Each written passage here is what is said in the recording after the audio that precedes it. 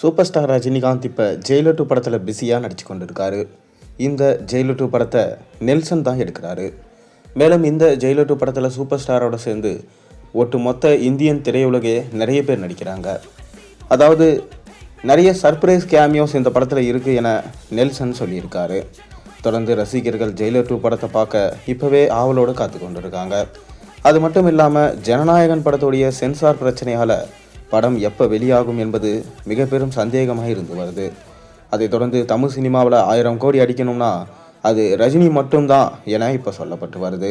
தொடர்ந்து ஜனநாயகன் படம் வரும், 1000 கோடி அடிக்கும், தமிழ் சினிமாவை காப்பாற்றும் என விஜய் ரசிகர்கள் காத்து கொண்டு இருக்கிறாங்க. ஆனால் சென்சார் பிரச்சனையால் படம் வெளியாக முடியாத சூழல் ஏற்பட்டது. தொடர்ந்து எலெக்ஷன் டேட் அறிவிச்சிட்டாங்கன்னா படம் கண்டிப்பாக வெளியிட மாட்டாங்க.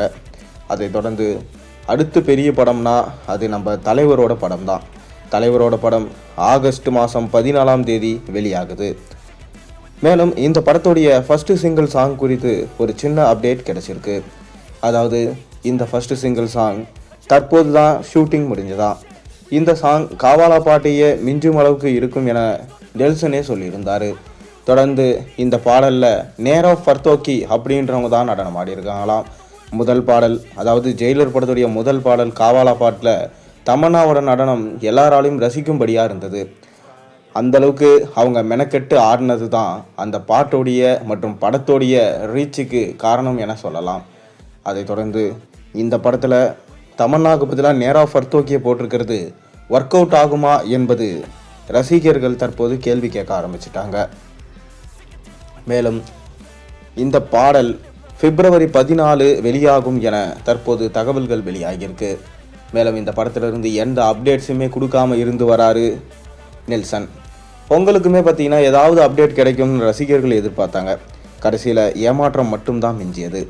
காரணம், படம் ரிலீஸ் ஆக இன்னும் 6 மாத காலங்கள் இருக்கும்போது இப்போதே அப்டேட்ஸ் கொடுப்பது படத்துக்கு நெகட்டிவ் ரிவ்யூஸை வர வச்சிடும், ஓவர் ஹைப்பை கிளப்பிடும், படம் அதுக்கப்புறம் சொதப்பிடும். இதனால தான் அடக்கி வாசிக்கிறாரு நெல்சன். கூலி எந்த அளவுக்கு ஹைப்பு கிளம்புச்சோ அந்தளவுக்கு நெகட்டிவ் ரிவ்யூஸ் கிளம்புச்சு. அந்த மாதிரியெல்லாம் இல்லாமல் இந்த படத்தை வெற்றி படமாக மாற்றணும், தமிழ் சினிமாவிலே ஒரு மிக பெரும் ஐகானிக்காக மாறணும் என நெல்சன் முடிவு பண்ணியிருக்காரு. அப்போ தான் ரஜினி கமல் எடுக்க போகிற ப்ராஜெக்ட் நெல்சனுக்கு கிடைக்கும். ஒருவேளை இந்த படத்தில் ஏதாவது தட்டுச்சுன்னா கண்டிப்பாக நெல்சன் காலி. எப்படி லோகேஷை காலி பண்ணாங்களோ அதே போல தான் ரசிகர்கள் நெல்சனையும் காலி பண்ணிடுவாங்க. அதனால தான் ஒரு விஷயத்தையும் பார்த்து பண்ணுறாரு. பொறுத்திருந்து பார்ப்போம்.